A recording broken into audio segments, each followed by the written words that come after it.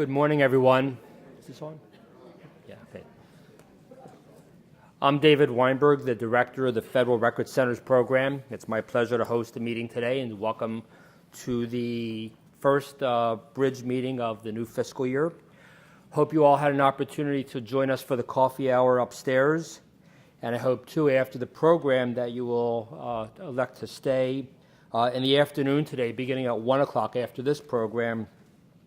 In the Jefferson room, we're going to have appraisals teams 2 and 4 who handle military, the IC agencies such as DoD, State and Veterans Affairs. So they'll be there, and I hope you'll join those folks if you're part of those agencies. Today, for the first time, we're using our new YouTube channel.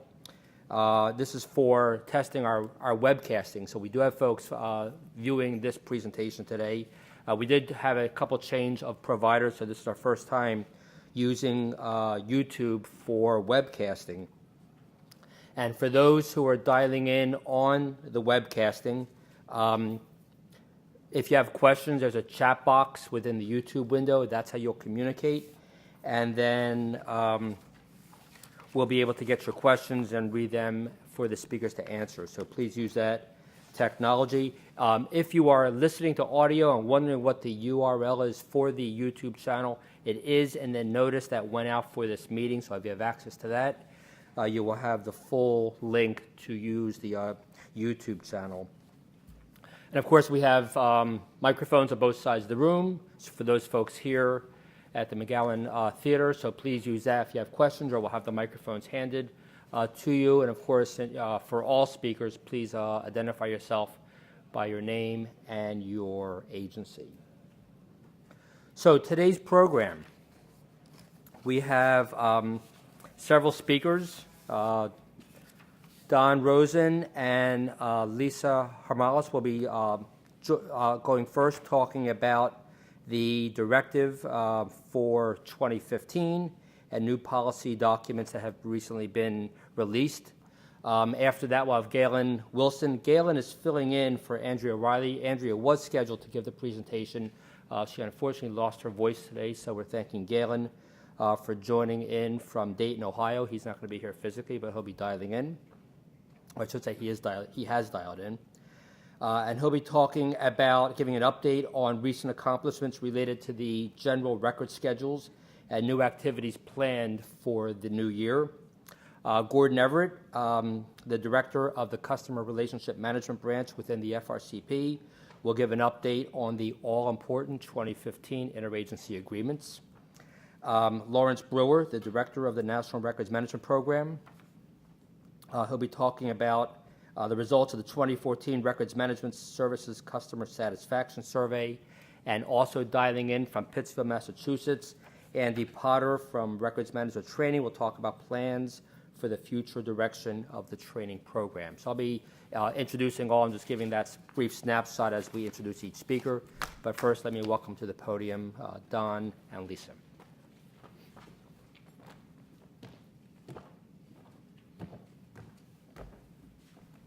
Good morning. I'm going to give a quick update on some reporting announcements, and then I'm going to turn it over to Lisa, who's going to talk about some recent policy initiatives coming out of our policy team. And so let me just, okay.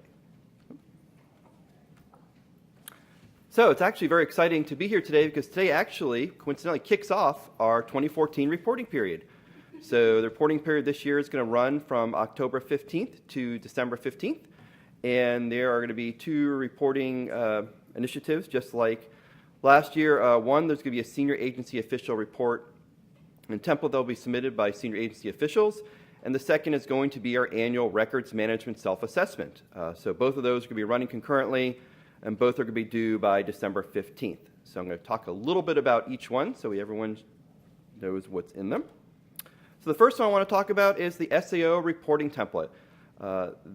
Your agency should have already received it. We sent out emails directly to the senior agency officials of your agency, and we CC'd the records officers for this year to complete the template. The template looks similar to last year. There are 2 areas that I'm most interested in us getting feedback on, as we want to know Progress you are doing towards our 2016 goal of managing all of our email electronically. So we want to know, that's a main thing I'm very interested in knowing. And we also want to know about progress you are making on towards 2019, which is to manage all electronic records, all permanent electronic records electronically by the end of the decade. So those are our two big goals. We want to know how you're doing. I'm very interested in specifically how we're doing towards email. And I'm also very interested in learning about any best practices that you're doing at your agency, interesting things. So we ask you questions, not only just sort of get some quantitative information, but how you're doing specifically and give us a bit of a narrative as well. So that is out. You should have received that template. Agencies are going to get to determine how they want to submit the reports to NAR. And what I mean by that is whether they want to do it at a comprehensive level or they're going to do it by components. So we'll leave it up to the agencies to determine what works best for them. And if there's any questions, they can send us emails at prmd@nara.gov. So if there's any questions about this template, how it's structured, where to send the information to, just let us know. We'll be happy to help you. And again, those reports are going to be due on December 15th. So that is the SEO report. And the other one is the records management self-assessment. And I must mention is the link for this is going out like now.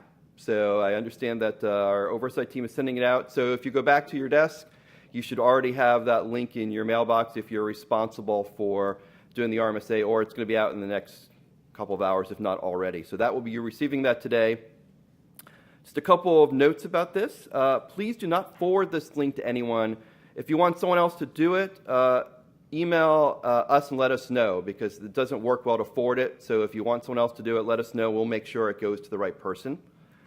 And if you do not receive the link and you think you should, let us know. Check your spam filter, and we'll make sure you get the link. The survey is set to close on December 15th, so if you're having any trouble with that date, please let us know. We have set up an email box, as we've done in years past, rmselfassessment@nara.gov. So the RMSA is open for business, and you can begin filling that out.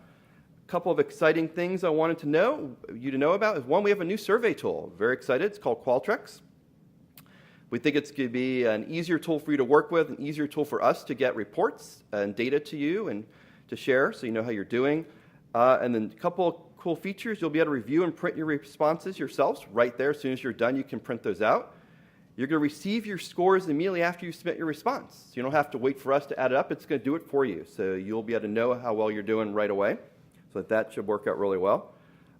Like we've done in years past, we are doing validation on the RMSA. So you may be randomly selected to do participate in some phone interviews for us to validate the information you're purporting in the report.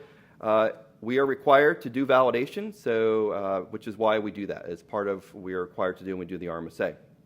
So you might be one of the lucky agencies that we contact to give us a more deeper dive into your responses. So once again, RMSA open for business.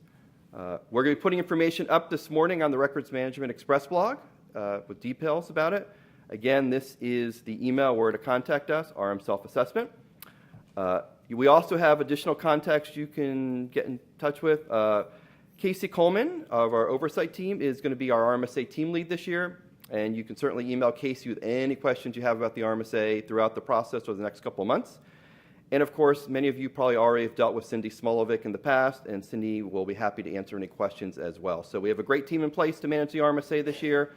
We have a brand new tool. We're excited to see how it works.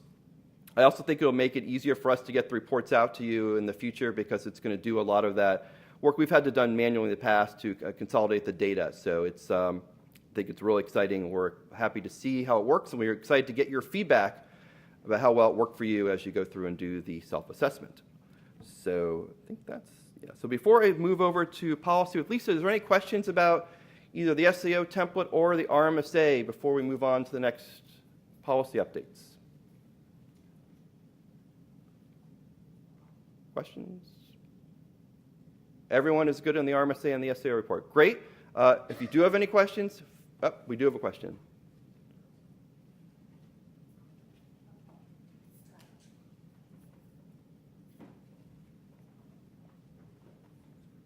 Hi, I'm Rachel Barrett.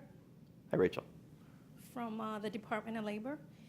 And I do have a question on the RMSA survey, since you mentioned it's a new tool. Mm-hmm. will we be allowed to go in and out prior to completing the survey? I believe you are. I think that allows you to go in, and there's no that you could save what you've done and continue to work on it. Okay. So you should be able to go in and out. I did go in this morning, and I didn't see any links to save or return. So I was just curious. It did send my survey is completed. It didn't say it was and I didn't complete. get to finish it. I believe it allows you to do that. Email Casey or Cindy, and they can validate and help you through that process. But I believe it's designed that you should not have to complete it all one shot, I believe. Okay. But I will find that out for you. Thank you. Other questions about reporting we can answer for anybody? Yes, sir. Millennium Challenge Corporation.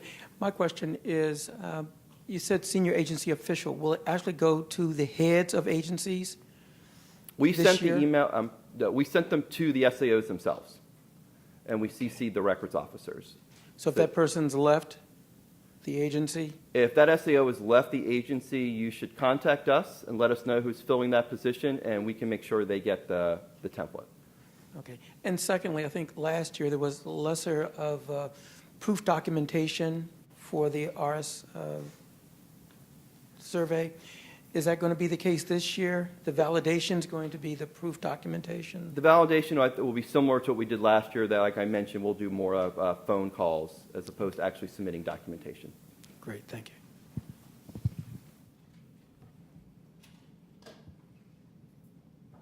Other questions? Okay, just once again, if you have any questions about the self-assessment, send it to either the email address or contact Casey and Cindy with any questions. They're very, very responsive, and they are standing by and waiting to answer any of your questions. And of course, same with the SAO report. You can contact also myself or Lisa here, and we'll be happy to help you with that. Another note on the SAO report, there actually is going to be a SAO reaffirmation on November 15th. So that'll be coming up as well. So lots of reporting deadlines.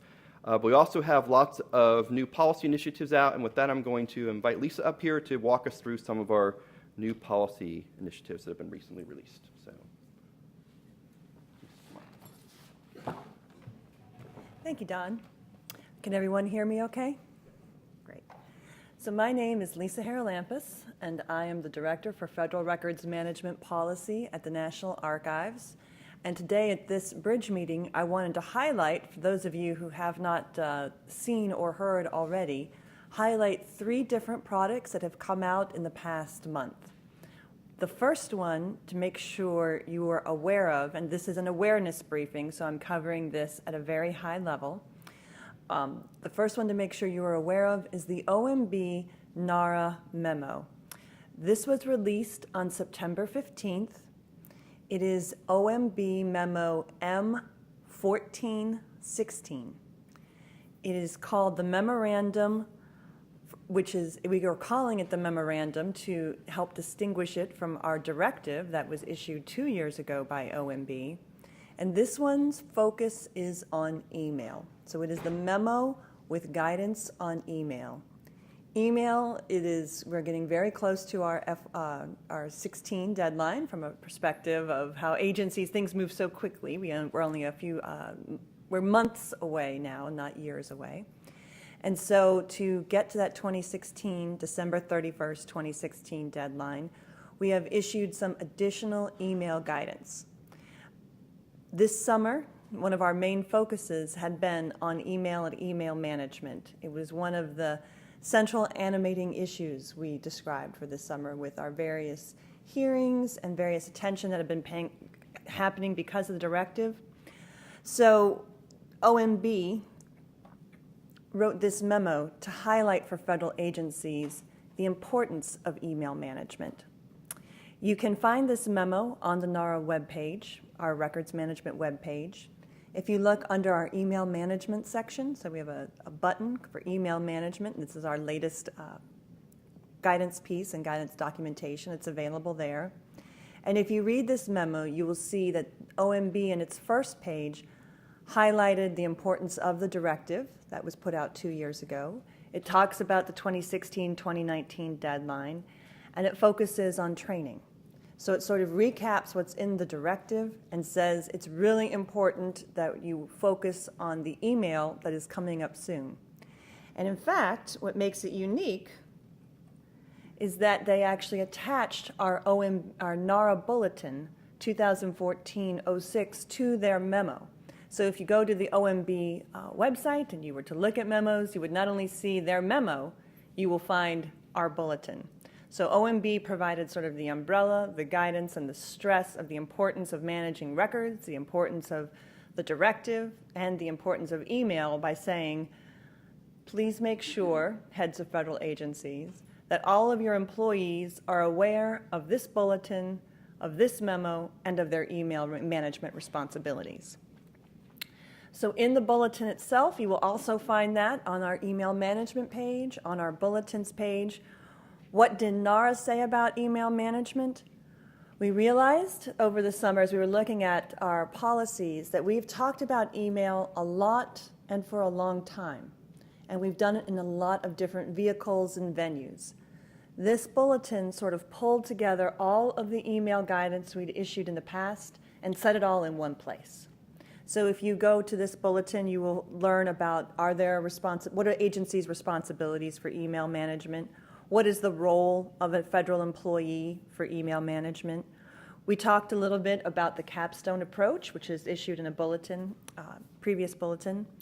We talked about the importance of mitigating against the loss of email records, how to report email loss, and then we have like almost 2 pages worth of text, questions and answers, and then a whole set of links to help show people this is where we've said this in the past. So if you want to know more about capstone, here's how you find the capstone bulletin. If you want to know more about reporting loss, this might be of interest to you what those procedures are. Here's the bulletin or the regulations and information we have about how to report loss. So this bulletin is very high level. What makes it interesting is it's sort of a compendium, so there's not really anything new here. Our emails, federal records, they sure can be. Do they need to be managed according to the Federal Records Act? Yes, they do. How do we go about doing that? We emphasize the directive goal, saying it should be done electronically by 2016. And then what do you do if you have email issues? Where do you go for further guidance? And we've listed all of those reports together. So this is actually, I'm speaking very calmly as I'm using my presentation voice, and I just am probably belying how excited we are about these 2 guidance products. The fact that OMB's put this forward was very unique for us, that the fact that they highlighted one of our bulletins in this manner is very unique. It has not the way normally policy is issued for us. And we're getting a lot of attention and a lot of questions, and we are hoping this is going to help us meet that 2016 deadline by the awareness and the importance of it. The third, so those were our 2 policy pieces on email management. I also wanted to highlight and make sure you're aware that we have completed one of the items that was in the directive under item A31, which is our shorthand. Our longhand is to say we have finally released, and we are proud to say it's available, the Automated Electronic Records Management Report and Plan. This was put out on September 19th, and you can find that on our website at the link that's available here. It is also available, you might find it easier to find on our Records Express blog. So if you didn't want to capture down this URL and take the chance to miss it, I invite you just to check Records Express. So you find it in one of our September posts.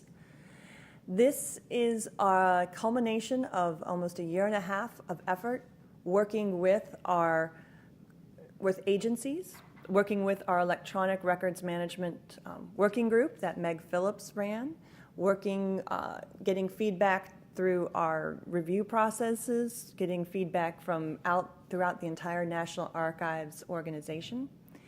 And this is our report and plan to try to help describe the state of automation and what NARA can do to improve electronic records automation. It's a tale of 2 documents. It was in the directive, it said NARA should write a comprehensive report and plan. And when we went back to do that, we were like, okay, which do we do first? So we actually have two sections in this document, a report and a plan. The report was put out for comment in March, and with the comments we received from the federal records community and from OMB and from other partners, we improved the report a great deal, but it basically had the same structure as before. We talked about that the report focuses not just on records management, but records and information management. And we're trying to, with this report, push forward the profession of records management to records and information management. The report does note that before you can do automated electronic activities, you need to have a solid policies and programs in place first.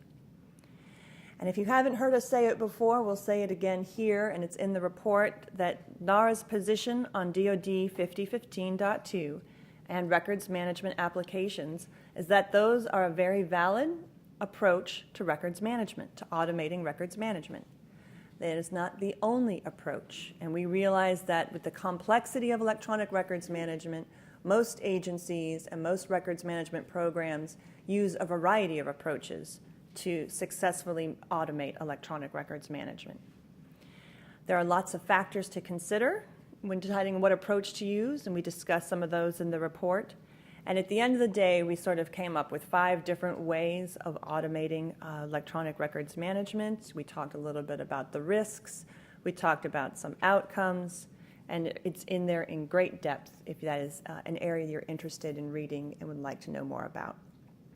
On the bottom of the slide, because I figured it would too much of a tease to say there are 5 approaches and not tell you what they are, we came up with the first approach, which was a manual approach or no automation, to recognize that in small micro agencies or small offices within an agency that there are times when you make manual determinations as to what you're going to save electronically. The other approaches we discussed were a rules-based or roles-based approach, where that, for example, Capstone is a rules or roles-based approach to electronic records management. You say all email of a senior official will be declared as a Capstone account, the rest will not, so that's a roles-based approach. We talked about business and workflow approaches, where you look at your business activities or your business systems and determine the points of records capture in a regular workflow, so records management is automated through its the business process or workflow. We also talked about modular, reusable records management tools, which kind of brings a little bit of the 50-15 approach in, or open source tools or other activities where you say, I'm going to have a system that I'm going to add a records management component in for either the full life cycle or maybe a part of the life cycle, which is why we took modular and reusable.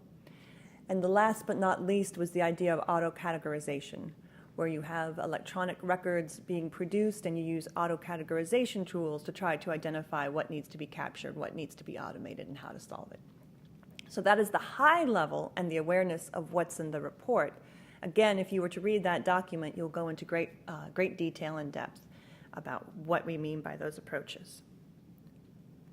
So the report and the approaches were for agencies to talk about how they want to take automated electronic records management forward. Again, meeting that 2019 or that 2016 goal. These are the ideas of how we might reach there.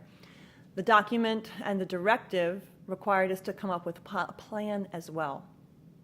In the original plan that we put out for comment, we got very substantive comments, and we went back and redid the approach to the plan. Said approach too many times there, but we went back and looked at the plan and said, how can we come up with plans to help move the federal government forward? So the second half of the document is, we just call it, we have the report with its approaches and we have the plan.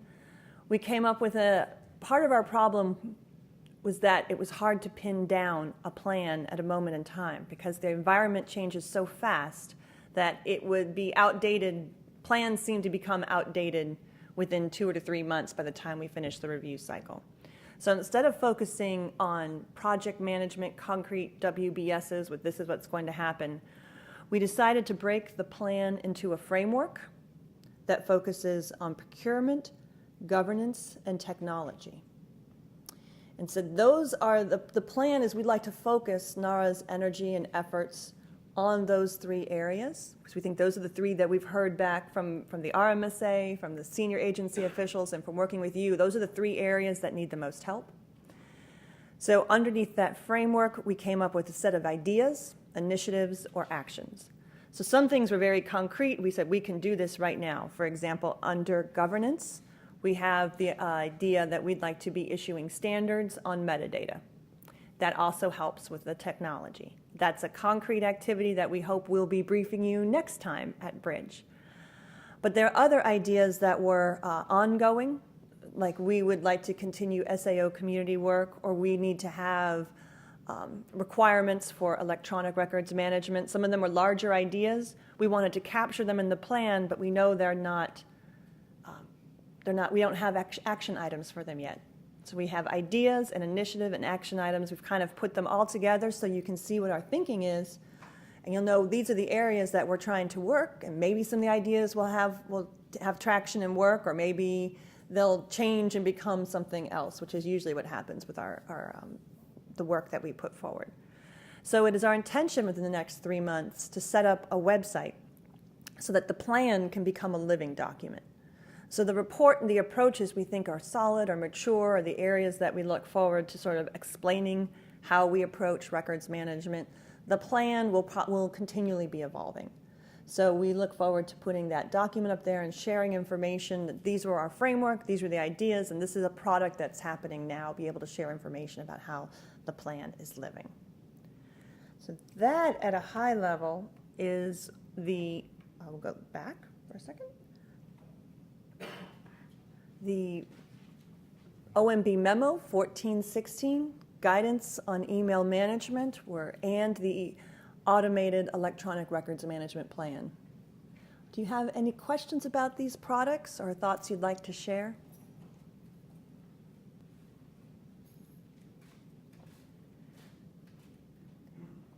And I gave you the very high-level view, and I strongly encourage you to go read the documents in detail if you are interested.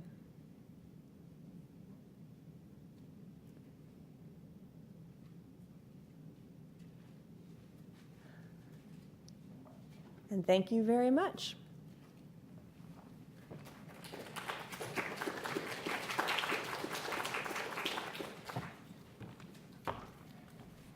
Thank you, Lisa. Thank you, Don.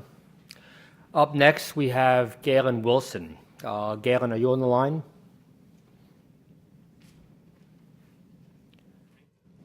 Do we know if Galen Wilson is on the phone? Oh my gosh, you Yeah. can't hear me? Now we can. Thank you. Okay. Just had a short panic moment there for a second, but welcome, Galen. So briefly, let me just reintroduce Galen. Galen is a member of the GRS team, and he's going to use this part of the program to report on recent accomplishments related to the general record schedules and new activities planned for the year. So Galen, I'm going to be advancing slides, so just let me know when you'd like me to advance each slide. Okay, go ahead to the slide that is the one beyond where my name is. It says GRS Transmittal 23. Yep. There is a delay in the video of about a minute.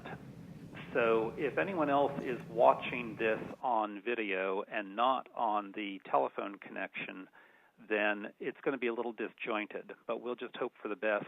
I'm sure those of you that are in the theater will be able to see things just fine as I'm yakking.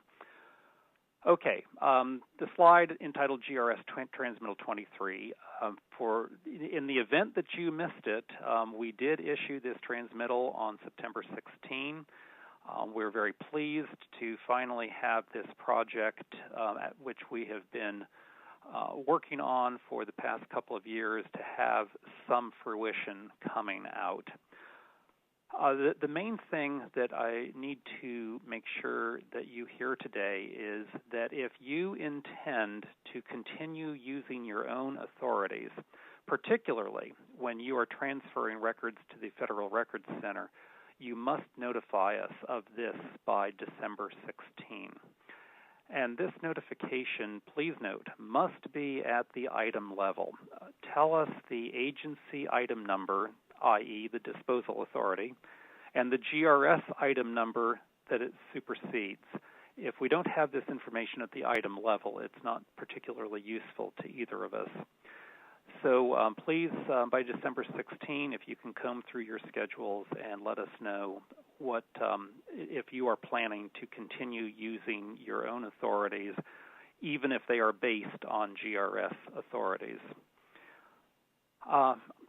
Also, we wanted to let you know that agencies have until mid-March to distribute the new GRS within your organization. Please make sure that that happens, and you may, of course, need to be updating your schedule to conform with specifics in Transmittal 23. Next slide, please.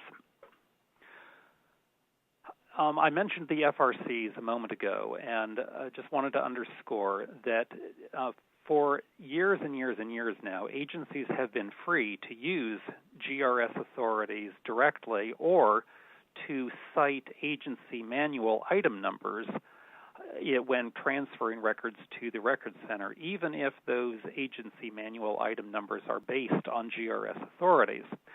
Now, if you do that, if you use your own manual citations to transfer records to the Record Centers, even though they are really scheduled by the GRS, you must provide the FRC with any mass data changes that should be made to these manual numbers.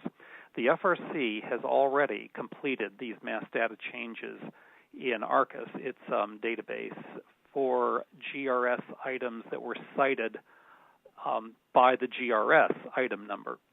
But if your authorities are based on GRS and and particularly if the disposition has changed because of the new GRS, you need to get that information to the FRCs so that their disposal cycles are correct and are up to date.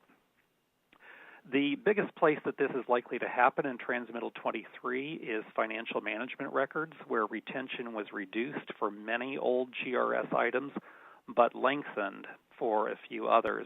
So please take this request seriously to update your manuals and to get that information to the FRCs. Next slide, please. The next couple of slides are just giving you a peek into the future of things that we have on our plate. We are expecting in early spring or summer to have Transmittal 24 out. And Transmittal 24 will include 3 schedules that are all part of employee management, employee acquisition, separation, and employee ethics. Also, records about records management, information access and protection records. This schedule was supposed to have been in Transmittal 23, but was pulled at the last minute when we still had some issues to settle with it. And I know many people have been looking for it, and we expect to have it out in Transmittal 24. And also then email managed under a capstone approach. This one is a pretty high-profile one. And then new GRS 6.2, Federal Advisory Committee records, also known by the acronym of FACA. These schedules we expect to be issued in the middle of next year. Most of these schedules are somewhere in the Federal Register process or about to appear in the Federal Register. So these are well underway, and we have been, if you've wondered what we've been doing with our time, this is what it has been. We've been working hard on these schedules. If you would advance to the next slide, please. Coming hopefully in spring of 2016 will be GRS Transmittal 25. That will have a number of new schedules. Please note that we have added 2 team members to the GRS team, Kate Kim and Addie Compton, and we are delighted with their addition to our team. We are able to take on processing more schedules for Transmittal 25 as a result, and the ones that we envision being part of that transmittal are on budgeting, then a raft of schedules for employee HR things, employee management, employee relations, employee compensation and benefits, employee training, employee safety and health. In addition to that, library and special collections records, facilities, fleet and equipment records, mail and telecommunication services records, and legal records. So that's what's coming up in the sort of middle distance. Next slide, please. We wanted to tell you about 4 other projects that are underway in our FY15 work plan. And go ahead to the next slide. We'll talk about each of these in a little bit more depth. Our deep dive project. This was born of the question, could we possibly ferret out the records that are commonly created across agencies by bringing business process analysis techniques to the table? So this is we don't know the answer to that question yet, and we're going to find out, we hope. Addie Compton is leading this project, and Addie has selected to try this out in developing GRS 6.3 legal records.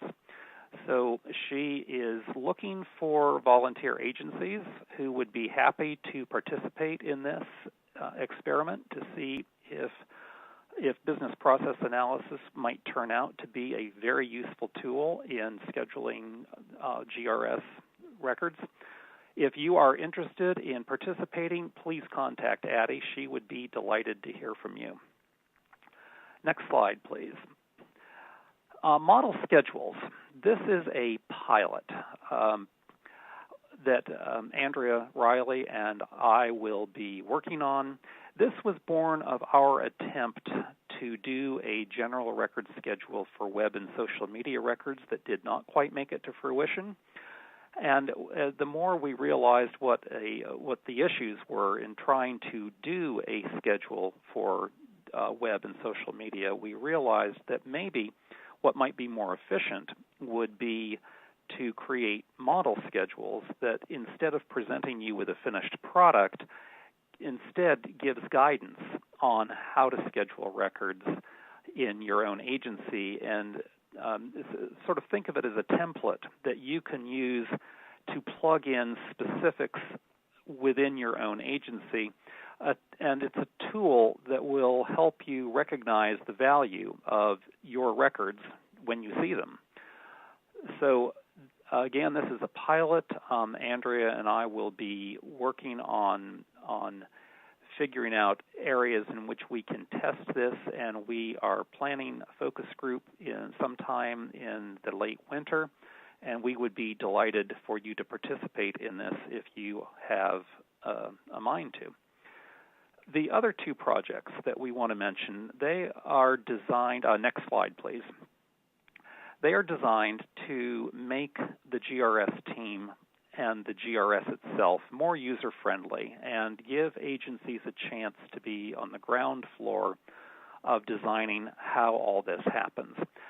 The GRS Education and Outreach project is being coordinated by our team lead, Andrea Riley. We are looking for you to give us suggestions on what guidance tools and training you would like to see for the GRS. Anything that comes to your mind, please let us know. We would love to hear from you. We will be creating FAQs on how to apply the GRS to government-wide systems. We know we will be doing that, but if there's other ways that you can think that would really help you get your mind wrapped around changes in the GRS and how we can be of help to you, please let us know. And our email address is there in the middle of the slide, GRS team. And next slide, please. The GRS Customer Satisfaction Survey, which is being led by our team member, Laura McHale. We are hoping that this survey will be out by late spring, but we're looking for you to give us feedback on the new GRS and how it is working, and we invite you to be brutally frank. Tell us the truth. The whole point to a customer satisfaction survey, we believe, is to hear the truth. So if you're not satisfied, feel free to say so. And if you are satisfied, we'd love to hear that as well. We are looking to report back to this very meeting a year from now, but we need to find out in the middle how we're doing. So I think that is all that I have to say. Next slide, please. Again, is our team address. We would be delighted to hear from you, and if there are questions, now would be the time to ask. Thank you very much, Galen. So for folks in the room, feel free to ask questions of Galen about his presentation. And again, those on YouTube through the YouTube chat dialogue box. So questions for Galen. Question over there.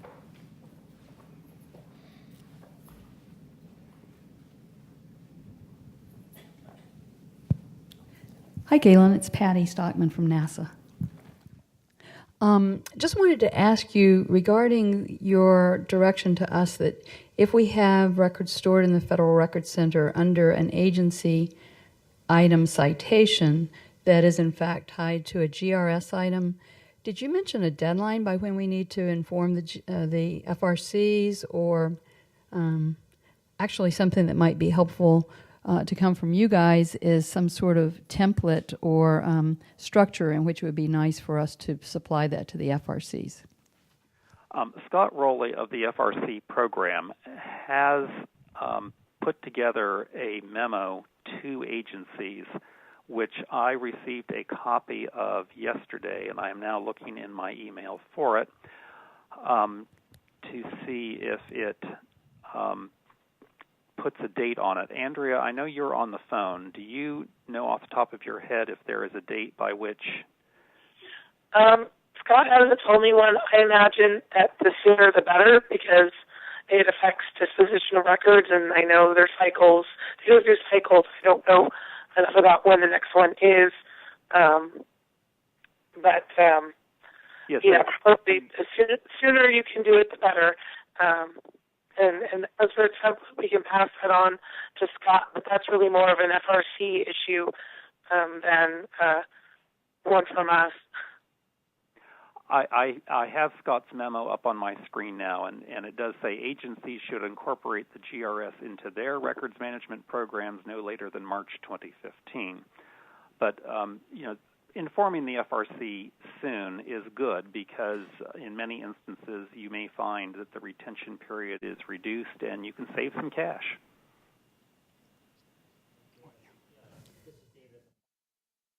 Draft memo, that memo has not been issued yet? Right. Okay. So that'll be forthcoming then. Angela Dorsey, who's monitoring the chat box, has a question from chat. Yes, we have a question from Karen Skivakis. And the question is, this is for Galen, did the GSA approve the change to the retention of procurement records that fall under the simplified acquisition threshold, in parentheses, item schedule under the old GRS schedule 3.3A1B? And then there's a follow-on. Has or will the federal acquisition regulation be amended to reflect this change in the retention? The short answer is yes. We were able to interact with the folks who run the federal acquisition regulation, and we received from them their assurance that the FAR follows the GRS, not vice versa. So the FAR will be amended to reflect the terms of the GRS. So yes, GSA has signed off on this, and everything's cool. Does that answer your question? As a chat question, we'll just say yes, it appears to, and I'm sure the viewer will follow on if he or she has other questions. Question over here to the left. Other than Capstone, are there any important new items that you're planning on adding to the GRS, or is it all revision of current items? Most of the schedules that are on our plate for developing include new items, and I can speak only off the top of my head. I can speak only authoritatively concerning the ones that are on my plate. We are looking in the GRS for employee compensation and benefits. We're adding an item for child care. What's the word I'm looking for? Reimbursement for child care costs. That is something that has been available to agencies to offer their staff members since 2001, but that is never appeared in the GRS. So things that are relatively new in the federal workplace, we are trying to incorporate. Our goal with the GRS is to make it reflective of the way we really do business. And in order to do that, we have to add things that might not have been in existence when GRS items that are in effect were written. So that's not a particularly detailed answer to your question, but in general, almost all of these GRSs will have some new material in them. And there are some very new, like almost completely new schedules. Employee health and safety, there's a lot of new content. Library and special collections is a completely new schedule. Legal records is a completely new schedule for the most part. So there's quite a bit of new things being added in.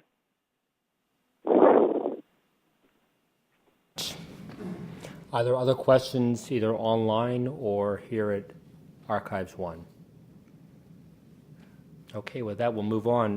My thanks to Galen Wilson and Andrea Riley, who was able to join for a few comments despite her not up to par voice, but looking forward to having her back. And again, thanks to both for that presentation. Up next, I'm pleased to present Gordon Everett. Gordon, of course, is the Director of the Customer Relationship Management Branch within the Federal Record Centers program. And Gordon will provide an update of the 2015 interagency agreements.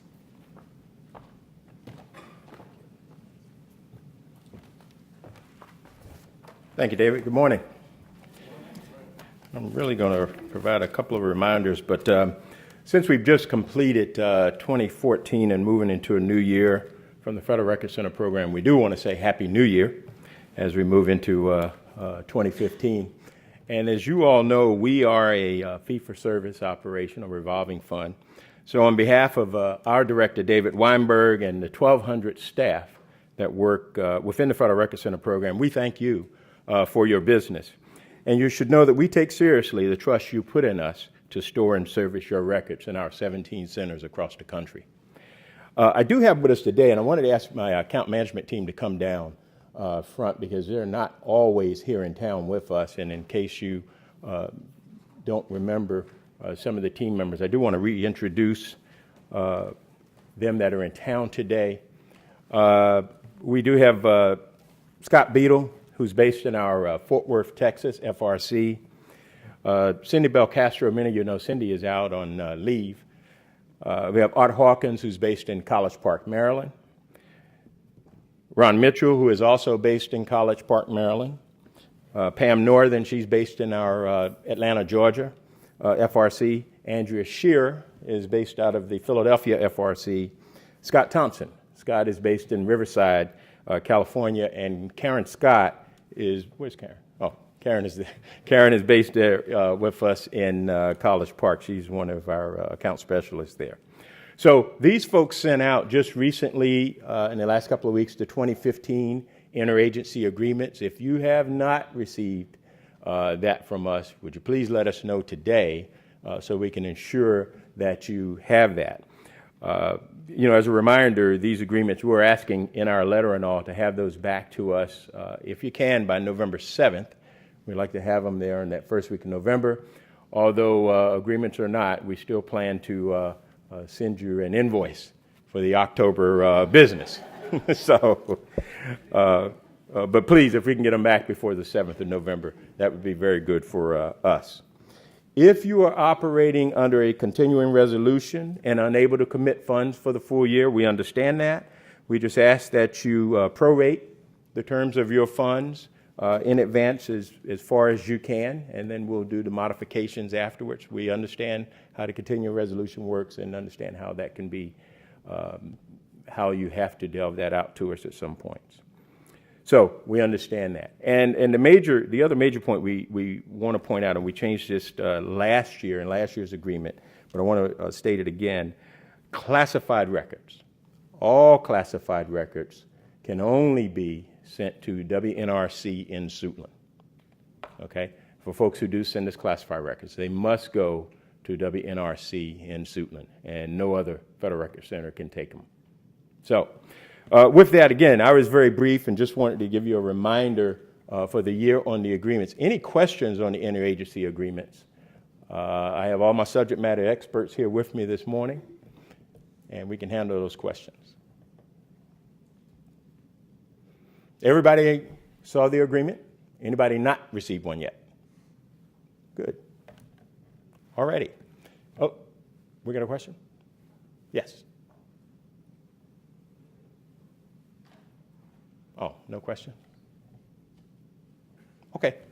All righty. Thanks very much.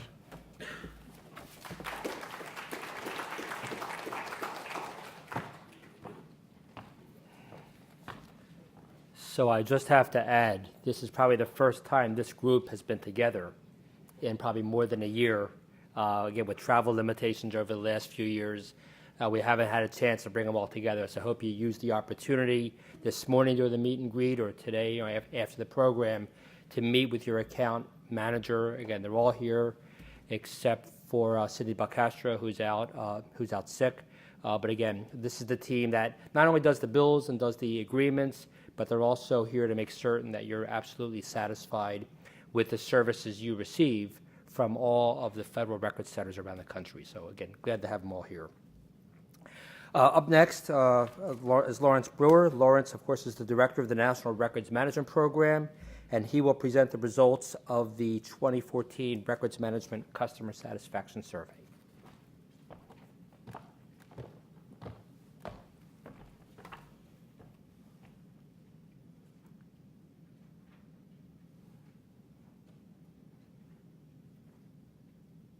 Okay, I apparently did something very, very wrong. Someone up there help me? Wait, okay.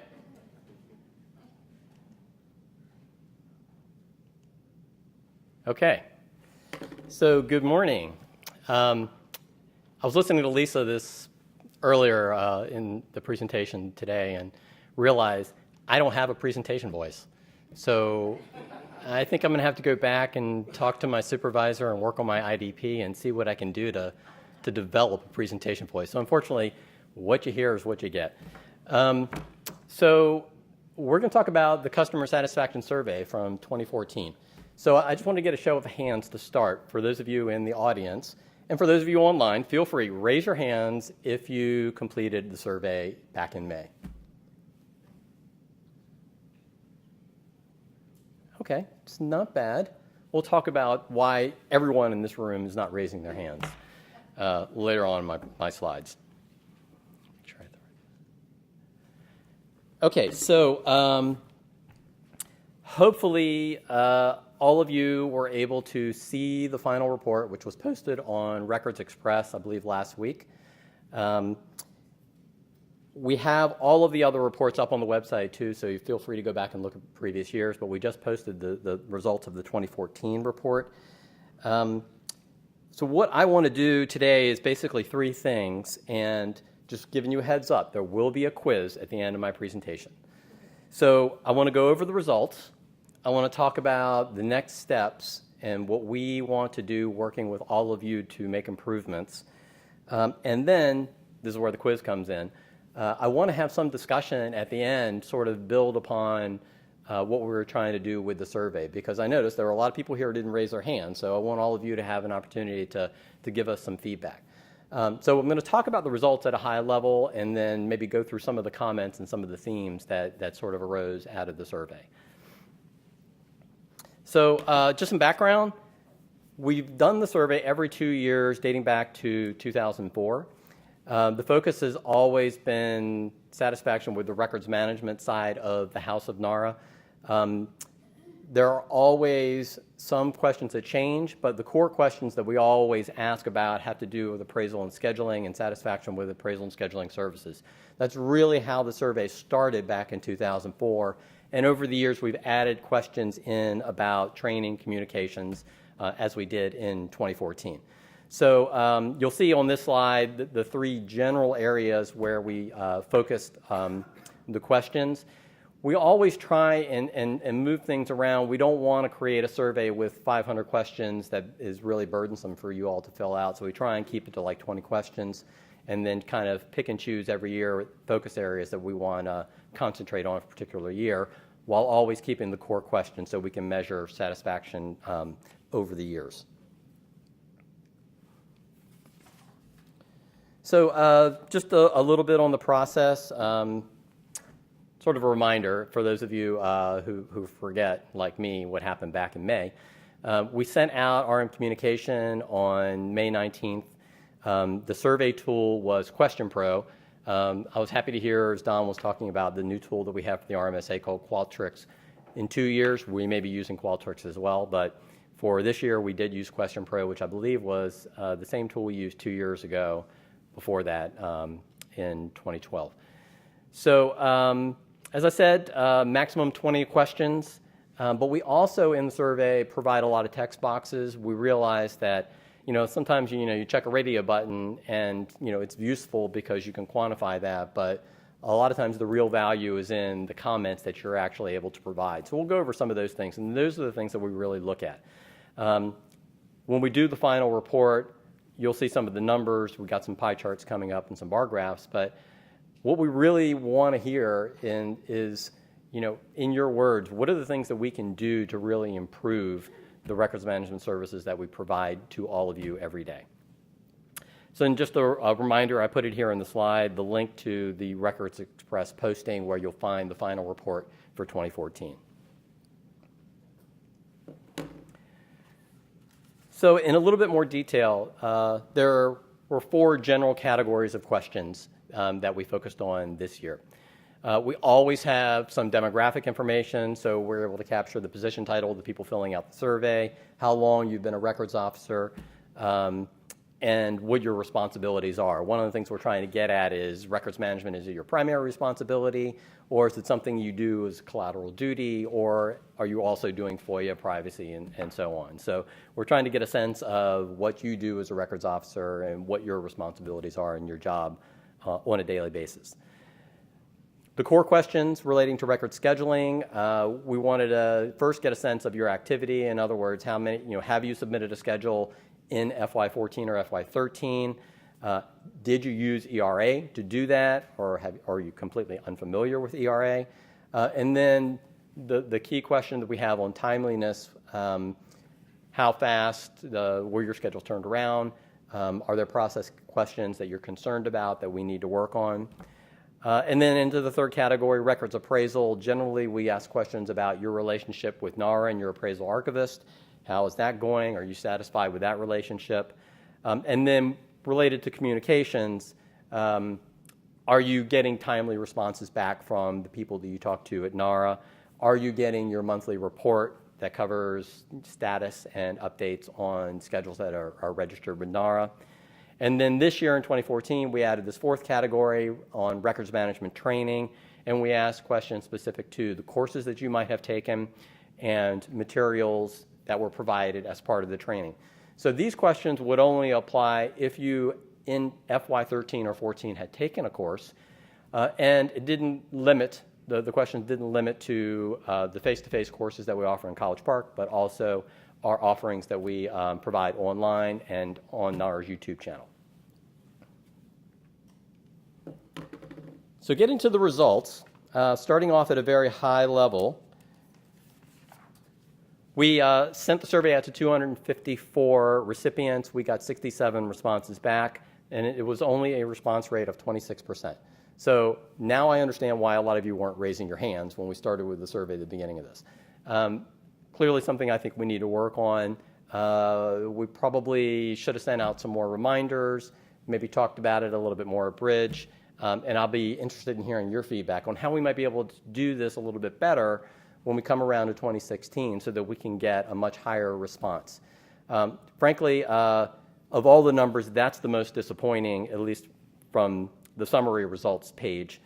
If you go down to the other bullets, overall satisfaction with scheduling and appraisal is at 89%, which was actually our highest satisfaction rate since 2004 when we began the survey. So that's a very positive thing that we take out of the survey this year. And satisfaction with NARA staff. The comments that we received from you about your interactions with your NARA appraisal archivist and other staff at NARA at 88% is very good.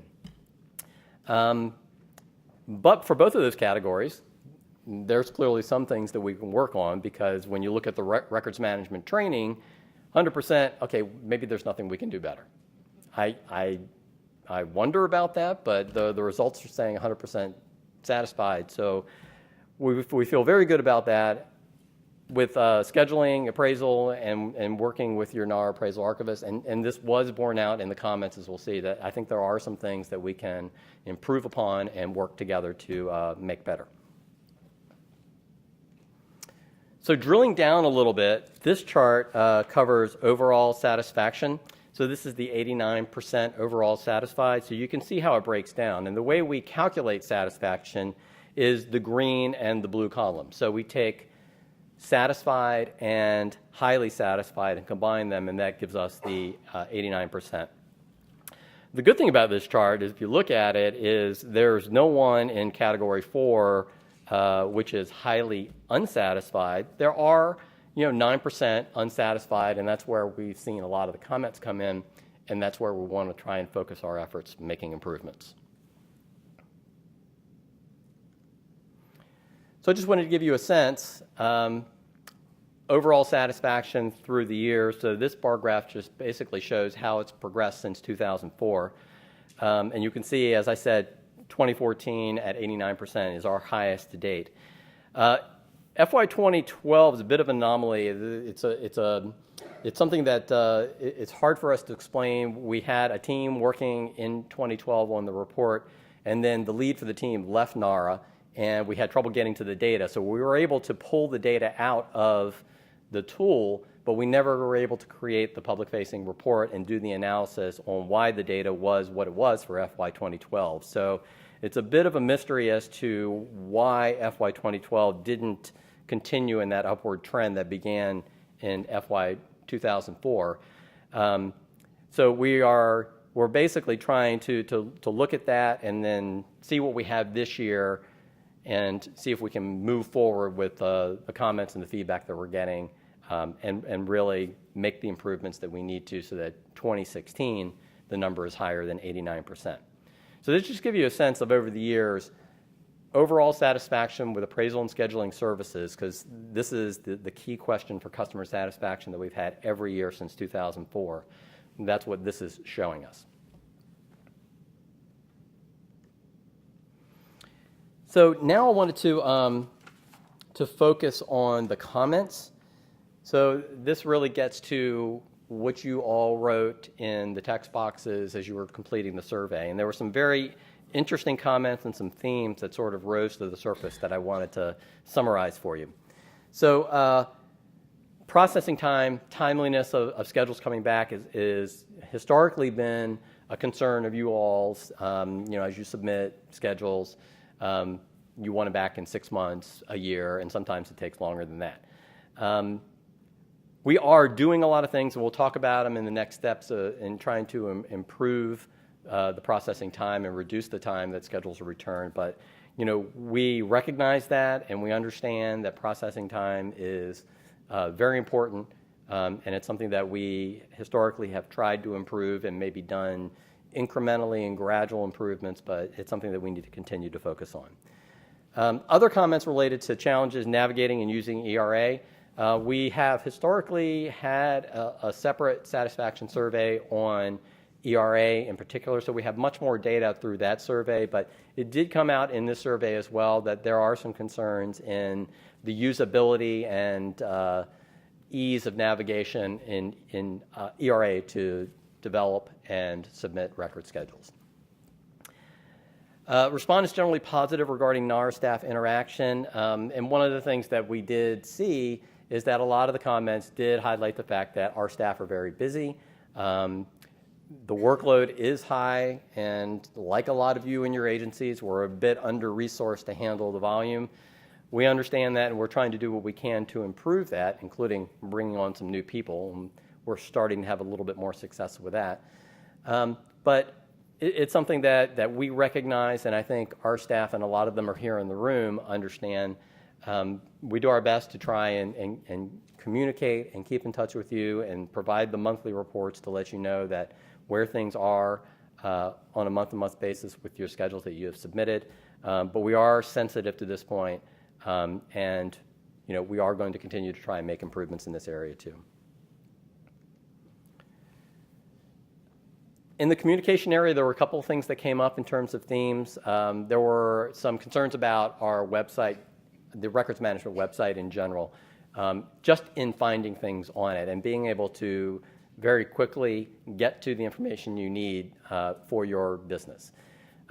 We understand that. We have the same problem, and we work at the National Archives. So this is something that we are going to be working on, and fortunately in FY15 we're going to have a team that's going to be focusing on reorganizing and redesigning our website. So we're going to try and make those improvements across the board for our records management website. So, that's something that's probably going to be a while because it's going to be a lot of development work that's going to need to be done, but we're in the process of doing some recruiting for someone who's going to be a specialist in website design and development.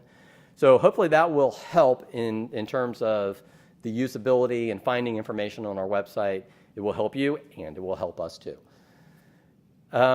The monthly reports, it's something that we do talk about with our staff, and all of the appraisal supervisors are very aware and reviewing the fact that these need to go out on a timely basis and they need to be up to date. If you're not getting your monthly report, please contact your appraisal archivist or your appraisal archivist supervisor to make sure that you are receiving them. They should be going out every month, and if you're not getting them, you need to let us know.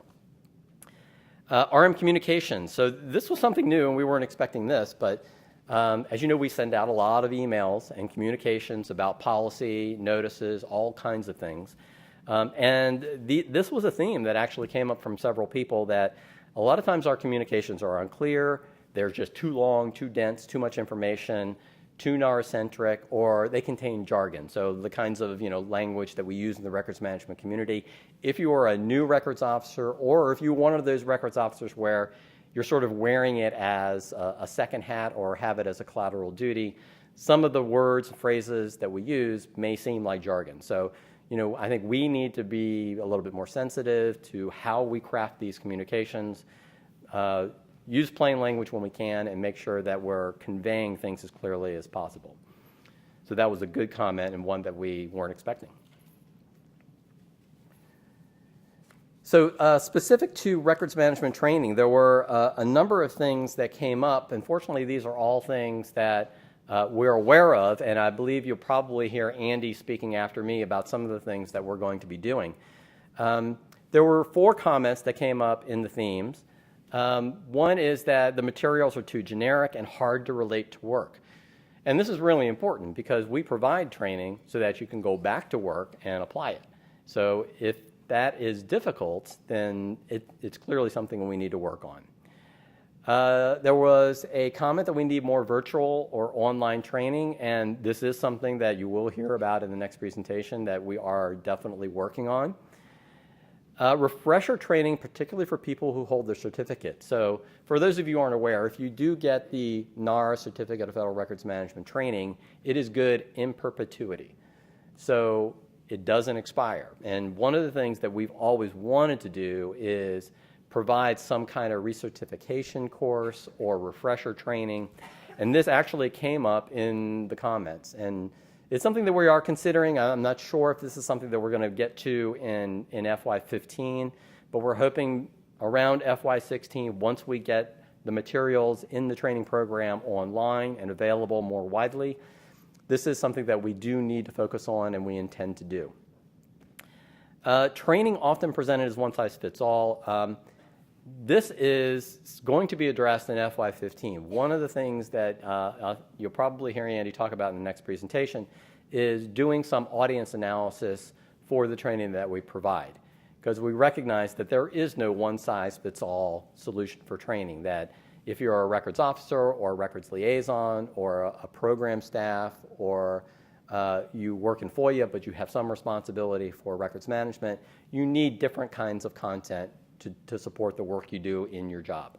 And that's one of the things that I think we're going to be focused on very heavily in FY15, coming out and talking to all of you and getting that feedback and bringing it back to the training program so that we can do this and not have a one-size-fits-all. The one-size-fits-all that will probably remain is that probably a lot of the work that you're working on right now in providing training to your own agencies on general records management awareness, RM 101 kinds of training that's required under Directive Requirement 2.4. So switching gears a little bit, next steps, some of the things that we want to work on before the next survey in FY 2016. So as I said before, response rate. We really need to get that up from 26%. And we are more than happy to take any suggestions you have to try and improve that. The timeliness and the process improvements and getting schedules back more quickly, one of the things that we're working on is part of the directive, and it's action C1 in the directive, where we are tasked with improving the request for records disposition authority process. So we will be talking about this in much more detail at the December BRIDG meeting. So if you're here today and on the phone, please tune in to the December BRIDG, because we are going to be talking about Action C1, and it does specifically address how we can expedite approval for certain kinds of schedules. Ensuring monthly reports and other communications with agencies are timely and consistently issued. This is something that we want to hear from you if this is not being done, and we are going to work within our appraisal teams to make sure that this is being done consistently. And as I mentioned, the communications. We are going to be a little bit more sensitive now in making sure that they are clear, they're plain language reviewed, and we're not putting too much in it and overwhelming you with information. And then, as I mentioned before, we talk about records management training. We are doing the audience analysis, and we are going to continue to work on transitioning the materials that we have to virtual and online offerings, so that anybody anywhere can access the materials and everyone gets the same experience consistently. So here we get to the quiz and the audience participation part. So some of you have already sent in the survey and sent us your comments, but a lot of people here didn't raise your hand. So here's your second chance or your first chance to be heard. On these particular areas, are there things that come to mind as you listen to me talk and as you think about how you interact with us when you're back at your job that you would like to tell us about? I've enlisted Rich Noble, who's sitting in the back row, to take some notes, any comments that you want to share. And this is where, I want to hear from you. Comments, questions.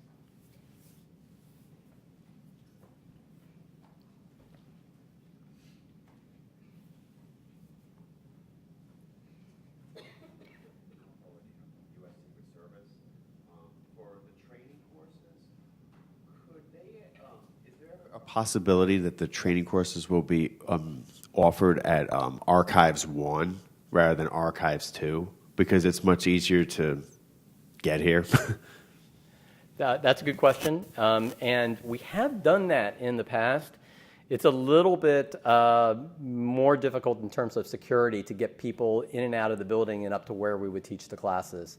As you know, when you come into College Park at Archives 2, it's a non-secure area. You can just go in and down the basement without having to badge through. So logistically, there's some challenges, but not the kinds of challenges that we haven't been able to work through in the past. So it's a good comment, and we'll have to look at the calendar and see if we can do that. There are some classes that we have traditionally offered down here in Archives 1, the security and classified information course we have offered down here. And we have offered at least one series in Archives 1, so we can look at see how we can add that to the schedule or maybe adding additional courses to the schedule. Hi, my name is Portland Wilson. I'm from DHS. And with respect to security at College Park, one of the challenges that I've seen in the last 2 training courses that I've taken there is that the security line is extensively long. I know that classes were starting a half hour late just because everyone was trying to get through security. They don't seem to have a lot of people working to badge in the NARA employees and then all of the rest of us that are coming for training, to the point where the line was out the door on more than one occasion. So I was hoping that you all had some idea of how to address that moving forward. It's a good comment. And unfortunately, I think what happens is our classes start roughly about the time where the researchers start coming into the building. So there's always that bottleneck. So it's something that I think we could take back, and it probably would involve adjusting the time that our classes start.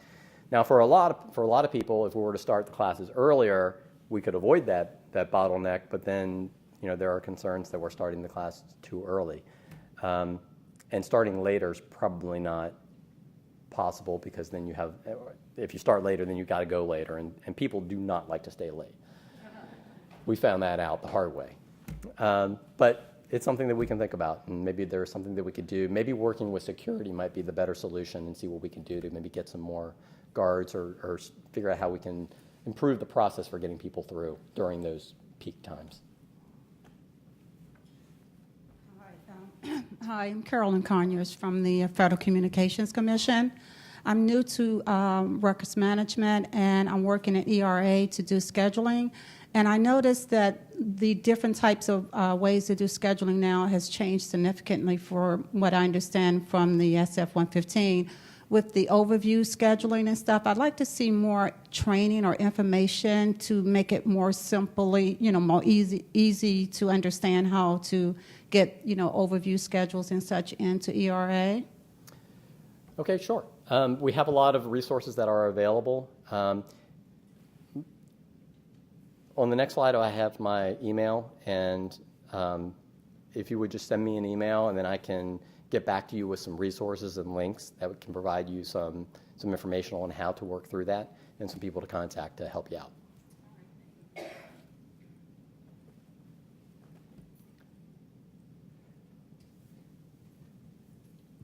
Any other questions in the room? Any comments?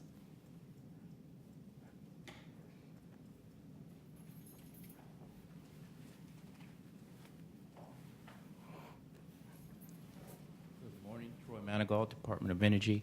Hey, Troy. With regards to the scheduling process improvements and also kind of a training certificate issue, one of the things we had proposed is perhaps considering the folks who do RM as a profession, a full-time capacity, consider maybe an appraisal archivist mini course to allow them to maybe fast-track submissions by doing their own background dossiers that are more or less reviewed as opposed to submitted and then written by NARA, and it might speed the process up. And it also could add a level of certification to the formality of the RM position that OPM seems to be hiding somewhere. But that's something that I think we need, because it's sorely lacking. RM, at least where I've seen in a couple of agencies, seems to be not very well respected, even with the memo and the directive, and I think that would help. Okay, thanks for the comment.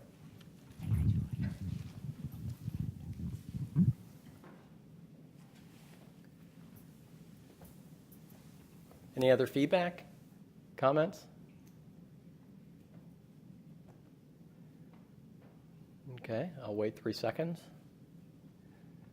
And then I'll move on to contact information. So here's my email. Please send me an email if you have anything you want to follow up. If you think of anything as you're listening to Andy talk in the next piece, for questions or comments about record scheduling, appraisal, general records management, you can send them to me. Maggie oversees the appraisal team, so if you have questions specific about timeliness, processing, your appraisal contact, send them over to Maggie. And if you have questions about training, specific to training, Gary is the director of the Records Management Training Program. Feel free to send him any comments, feedback on training that you would like to see considered. So thank you for your time. I appreciate it, and I'll be looking forward to seeing 100% response rate on the 2016 survey.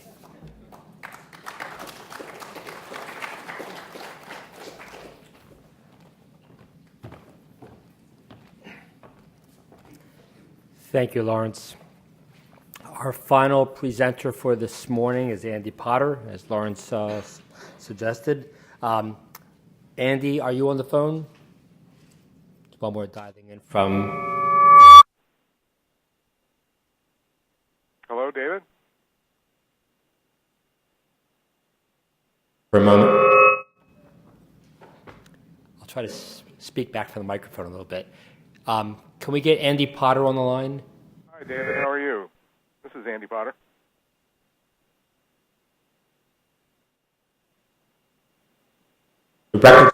Records Management Training Program, and he's going to talk about the future direction for the training program for this year and beyond. So, Andy, again, I'll manage the slides. Just let me know, cue me up to... Lawrence sort of gave away some of my presenting secrets. But before I get to talking about some of the things we're going to be doing for the year, I did want to respond to the question about training in College Park, in A1. And we do have some training actually starting up on the 23rd of this month, a KA3 at Archives 1, and I think we have pretty much the whole series going off this month there at Archives 1. So, and I think we do plan to pursue that as, in fact, we do indeed have another series that starts in December. So just quickly looked at our schedule to see what we have, but we do have some during this quarter. And part of that is in response to the needs stemming from the deadline in December coming out of the directive for the Certificate of Federal Records Management Training. So, in the customer satisfaction survey, Lawrence, one of the items was 100% satisfied with records management training, and I'm here to tell you that we are focused on changing that satisfied to thrilled. I want to see 100% thrilled with records management training, and I know that our director, Dr. Gary Ralphus, agrees with that position. I'm here to speak on behalf of Gary, who can't be with us today, and sort of give you a brief on where we're going with the program. Gary has been looking and assessing our current program and working with us to develop a plan for the next version of the training program. And it's going to take us some years of work to implement what he has in his mind, but I want to give you some information today to give you an idea of where we're heading and what is going to happen in the short term. So if we can move off the title slide to my next slide, slide 40. This slide is a representation of how we think our learning center might be structured in the future.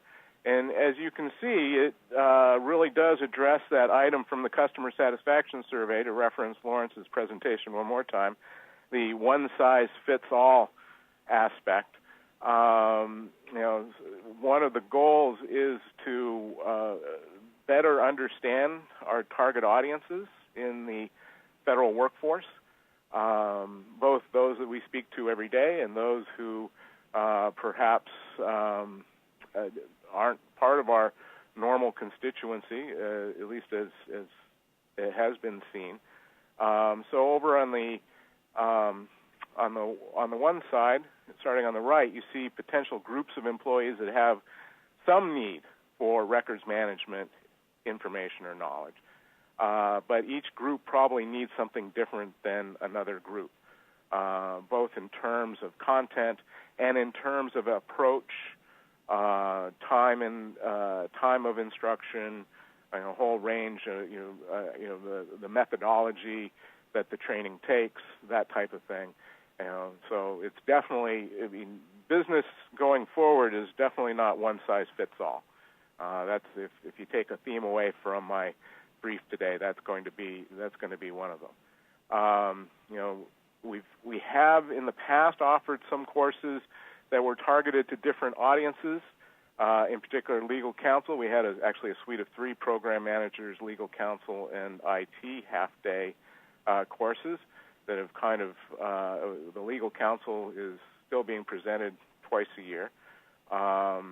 And that's really sort of focused on the records management knowledge needs, tried to gear towards, obviously, legal counsel. And that is an approach that we can take as we move forward. The idea that we break our audiences down by position, and then within that, hopefully, begin to look at tasks and exactly what that what roles and tasks in records management each of those areas have. So the next column is basically a menu of choices that someone would have when they enter the Learning Center. There's some new things in the column, such as performance support, in other words, training, knowledge, information at the point of need. So somebody has to accomplish something. Here is just exactly what they need to be able to accomplish a specific task. And to accomplish that, we really need to have a real solid idea of what the position entails, what the task entails, the process, so that we can then begin to tease that out and have a real focused way of presenting it.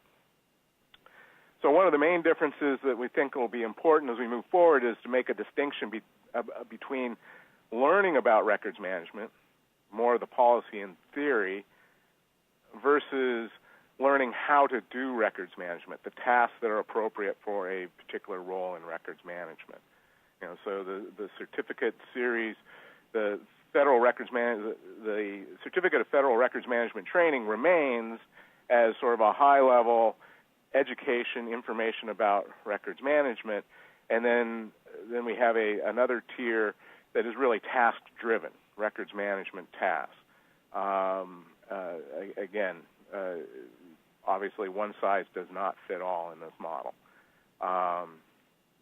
So an analogy that you might think about as a future records management certificate program might be similar to an academic learning experience, while learning that occurs in our training courses might be akin to more vocational training.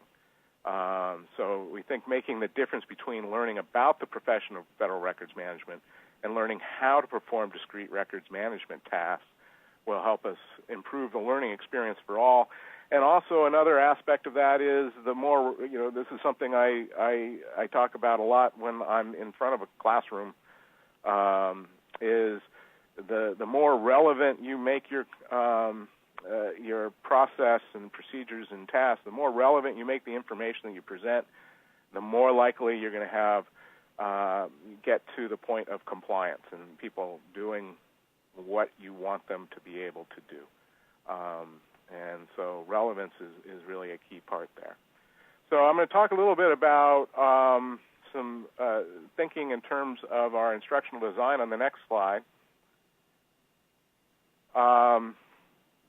And we talk about really one of the goals going forward is to understand what it is we're trying to teach, who it is we're trying to give that information to, and then adjusting our instructional design and use techniques that lend themselves to that particular type of knowledge. So, I mean, if you're trying to teach a task, then there's a particular way of getting of imparting that information. If you're trying to teach a process or a procedure, or if you're trying to teach a concept, There's going to be different different instructional design practice that is going to help that. And that's one of our. We have a number of projects going on this year. One is to develop an instructional design process for our program, so that we address that information as it comes in terms of who and what we're trying to teach. So we can design activities for both the face-to-face and online learning environments. Obviously, it's not going to be exactly the same, but the practice activity basically is the same in this case. So that's the kind of thing that we are looking at. And then finally, I want to address one of the key components of this in the next slide, which is talking about our target audience analysis project, which is going to be hugely important. So the idea is to spend some time updating what we know about what your folks do with regard to records management. So one of the projects we're going to be doing over the next year is to collect data from agencies about what different groups of people do, what they need to know about records management, and what motivates them with regard to records management work. And to get that information, we're going to have discussions with individuals and groups of folks that fall into the different categories. And to start that off, in the December BRIDG, as part of a meet and greet, we want to have a discussion. So we are extending an invitation at this point to plan for you to please plan to stick around for the meet and greet discussion in December to sort of help us kick off our target audience analysis and pull in some of that information so that we can begin to document and really get a firm hold so that we can directly address that bullet point in Lawrence's presentation, one size fits all. We really, this is going to be the key step into moving and getting to that point. Next slide, please. Talk about Jill Snyder, my colleague Jill Snyder on the National Records Management Training Program is our project manager. She'll be coordinating the meet and greet. And if you have any information or want to contribute to this audience analysis project, that's Jill's email address. Gary Ralphus is our director. He'll be back in a couple of weeks, and he's always looking to get input from folks on our training program and how we're doing and what we can potentially do to work with you, because we're all in this together. And next slide, I'll leave it for questions.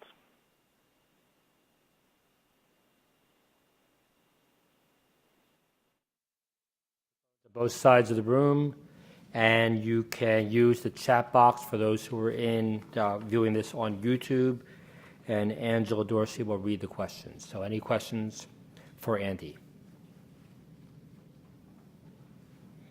I think it's always a challenge about last speaker before lunch, but again, good opportunity now to ask questions to Andy before we conclude the program.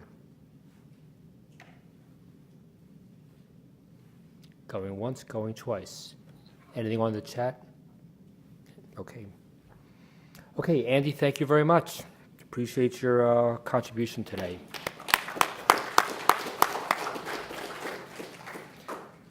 So a reminder again to everyone that after a lunch break at 1 o'clock, there'll be the meet and greet upstairs. And again, that's going to be in the Jefferson room for appraisal teams 2 and 4 for those who handle for the military agencies and the IC agencies. So please join for that. And again, thank you all very much for joining us today. And we look forward to meeting with you once again when we have the next BRIDG meeting in December. Thanks so much. Oh. Thanks.